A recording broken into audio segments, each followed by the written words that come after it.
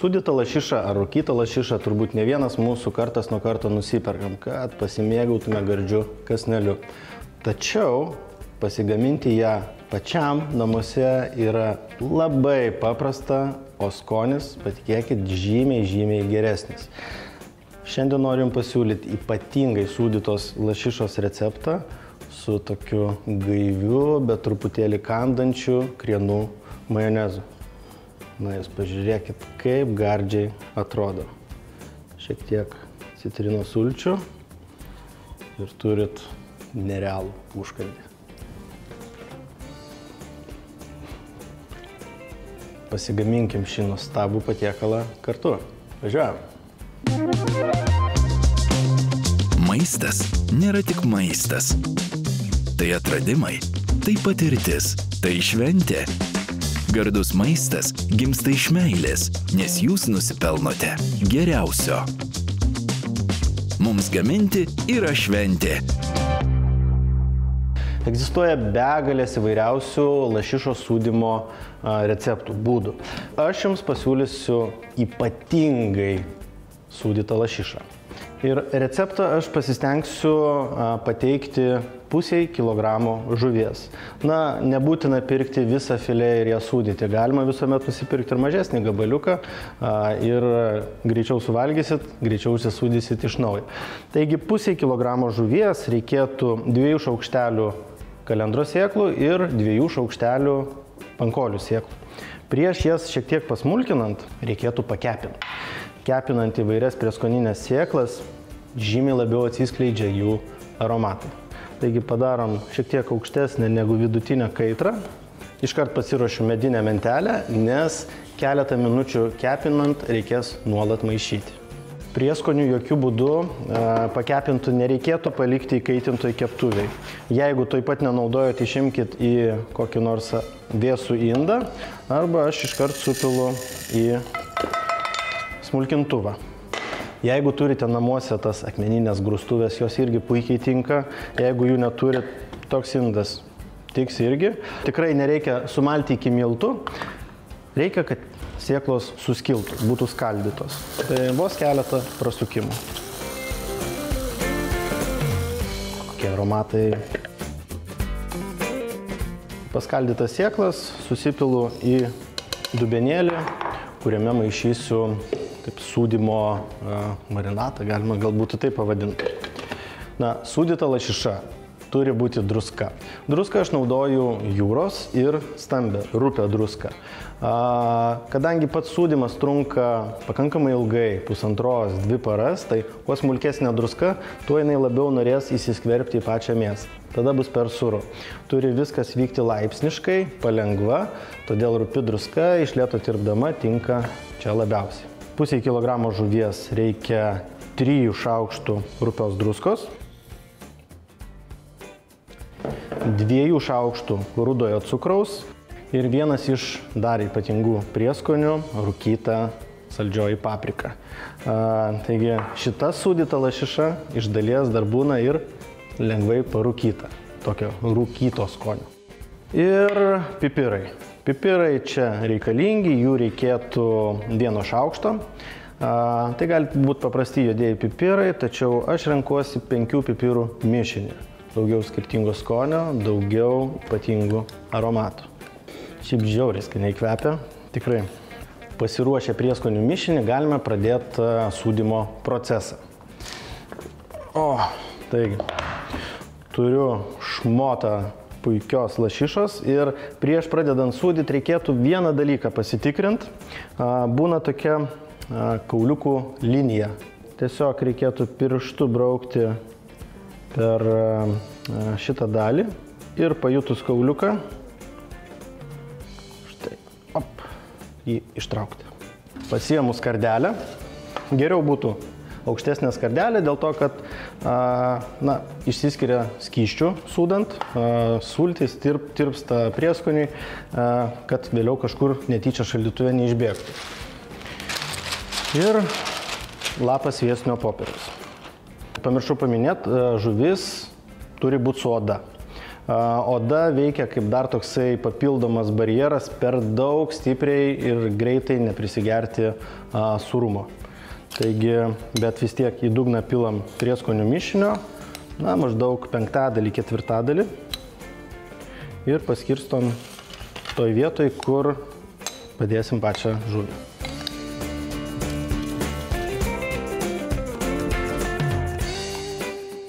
Tuomet visą likusį prieskonių mišinį tolygiai paskirstau per visą filė plotą. Nepamirštam šiek tiek užberti ir kraštuose.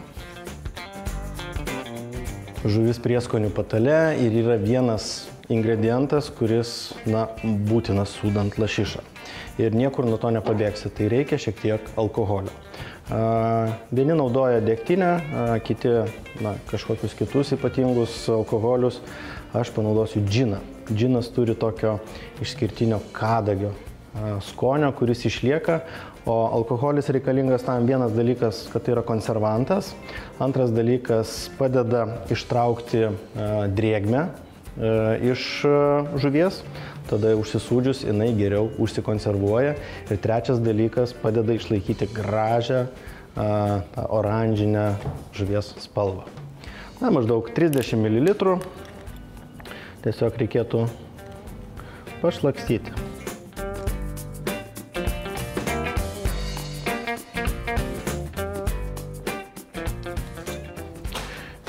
Tiesiog galima paskui rankom išlyginti.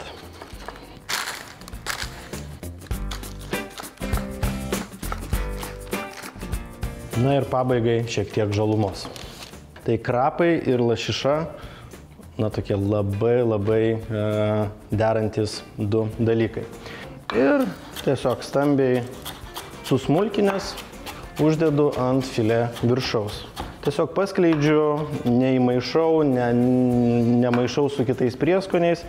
Krapai yra pakankamai stipraus aromato prieskoninės žolelės. Taigi tiesiog štai toks lengvas žolelių sluoksnis. Ir dabar taip atvirai mes jokių būdų nepaliekam. Sūdant lašišą reikėtų viską taip labai glaudžiai priglausus spaust. Tai sviestinį popierių tiesiog įsukam, įvyniojam lašišą.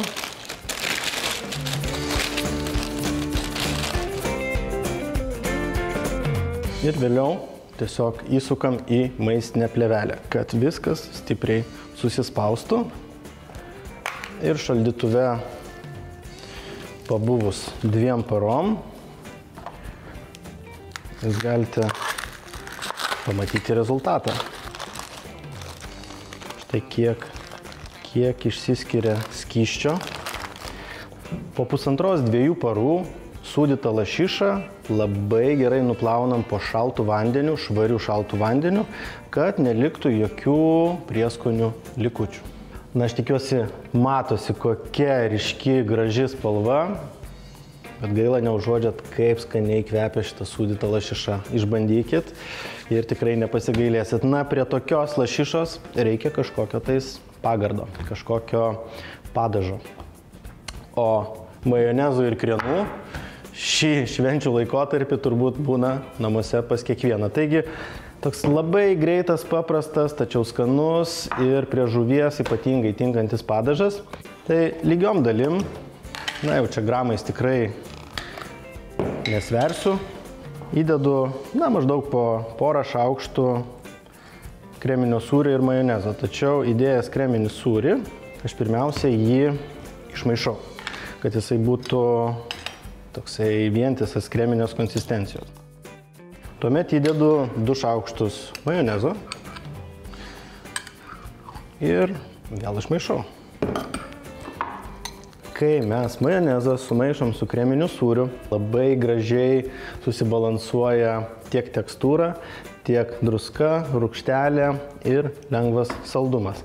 Krienų rekomenduoju dėti pagal skonį, ne visi mėgsta labai stipriai, aš krienus mėgstu, todėl įdedu šaukštą. Ir kad suteikti papildomą skanaus aromato, šiek tiek citrinos žievelės. Jeigu trūks paragavus rūgštumo, rūgštelės, visuomet galite įspausti ir truputėlį citrinos sulčių.